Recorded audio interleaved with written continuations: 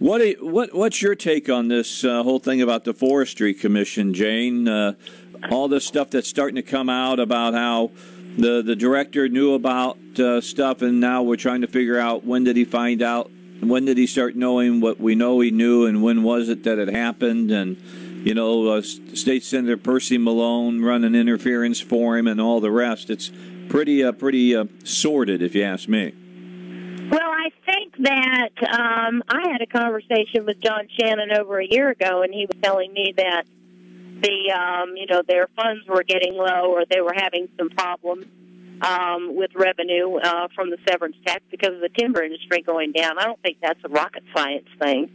I guess the thing that probably concerns me, one, is how did this go through the whole budget process when people knew in January and February and March, and as we were going through the budget process, that there really wasn't the money there that they said there was there, that they'd be able to do all that they want to, and they have to certify that those funds are available to do what they want to do.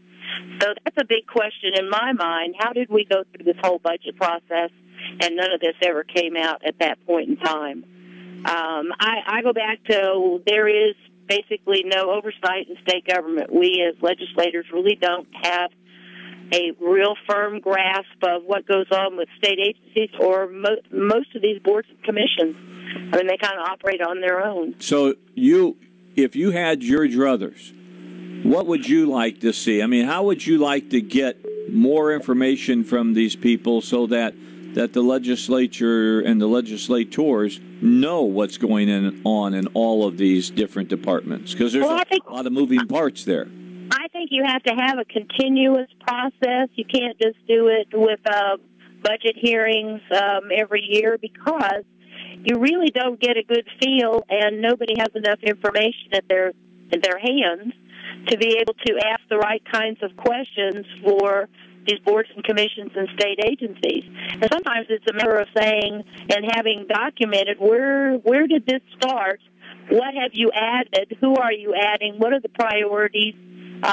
What is them? Because I know that so many of these folks who are with the Forestry Commission are invaluable to the volunteer departments all over the state. I mean, they're just critical to them. But, these are the kinds of things that are important for a safety reason, and we ought to have a better feel for what goes on with these boards and commissions and these state agencies and their programs.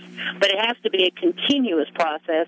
It cannot be a once-a-year look at the budget and then be really surprised when you look at the appropriation bills and say, so what is this? Well, Jane, this is Curtis Coleman, and I fully agree with that. But let me ask you one other question about the hearings we've had today and also a week ago today.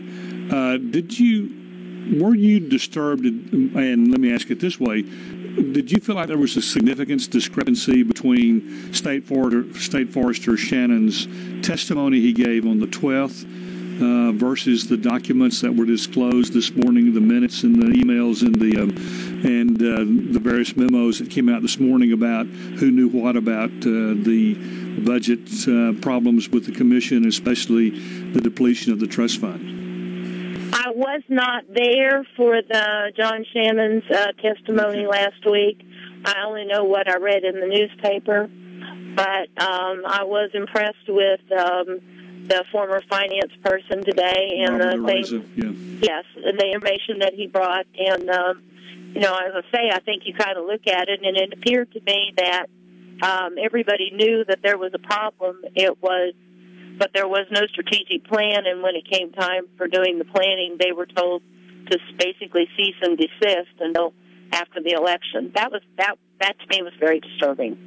Indeed. And I think Senator Ervin was quite disturbed and stressed, because I felt like, and I'm not, this is not quoting her, but this is my interpretation of what she said. She felt like that the forester had been dishonest, because I will tell you that the quotes in the newspaper reports that I read, and I was in the session last Monday on December the 12th, when he clearly said on 2 occasions that he was unaware of the financial condition, and he was unaware of the use of the trust funds, unaware that the trust fund had been depleted. And I think Senator Ervin was especially distressed by the documentation that came out of the commission's minutes and memos and emails, because it seemed to so clearly contradict that over the last 4 or 5 years. Well, I think you're correct, and at the end of the day, the agency director is the person who signs off on all this, and so it's just like any president of a business, of a corporation. You have to know what's going on every day. The funds, it doesn't seem like to me that over the period of time that he would actually not know what was going on. Oh, Jane, this is Glenn Gallus. How are you? I'm fine. Hey, I'm fine. Listen, don't go telling us that we need to be running government-like business. I'm kidding. Okay. But here's my question. What is our recourse? How are you as legislators? How we as a people or as citizens of Arkansas? How are we going to fix this? How are we going to make sure this doesn't happen again? And what are we going to do to the people who made and created this situation? Well, I'm not sure who all created the situation. I think that's something. I go back to how could you submit a budget to the governor's office and have it be part of a budget recommendation without anybody knowing that you were having problems. So I think there's probably a lot of blame to go around, in a lot of levels, and I'm hoping that this is not an indication of problems in a lot of other agencies and areas. But I think we as legislators have to feel pretty sure that when somebody signs off on a paper that says we do have these resources available, that in fact is that's true, because we don't have anything else to go by except by the fact that the governor's office and the agencies have told us this in fact is true. So I don't know enough, and I think that's something that we're going to have to take a look at, is look at this whole agency exactly, or this commission, look exactly what they're doing, because I know that they do have very essential parts there, and find if there is a way that we can salvage some of the things that are really important that they are doing. And it may mean we don't need as many people at the top. I don't know. But I think that it's time we start taking this whole thing apart and taking a look at what they're doing and what they've been doing and what is really critical for them to keep doing, and find a way to, and there may be the money there to be able to fund that. It may not be that we're able to save all the things that we're doing right now.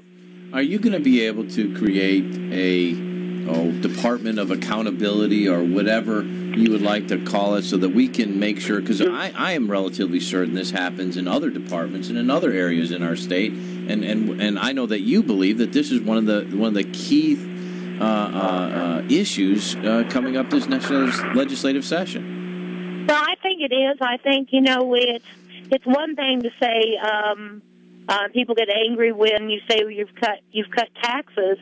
But I think that what we really have to do is look at how are we efficient with resources that we have.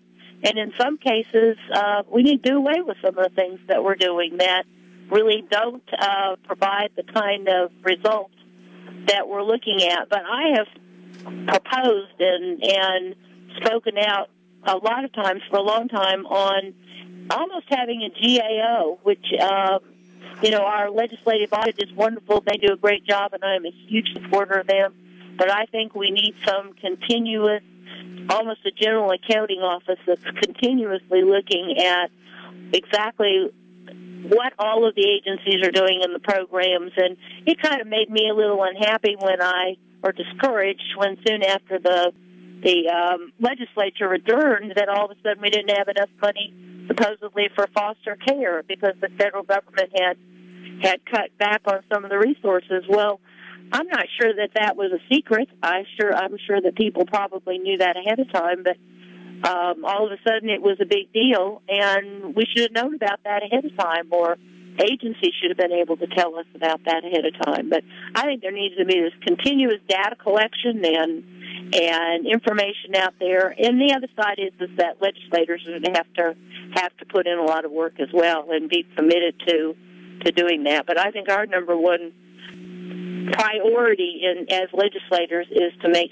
sure that taxpayers' resources, whether they're federal or state, are being well used. And the same thing for the boards and commissions. All right, Jane, we appreciate your time. Thank you very much. Thank you. Merry Christmas to all. Merry Christmas. Bye-bye.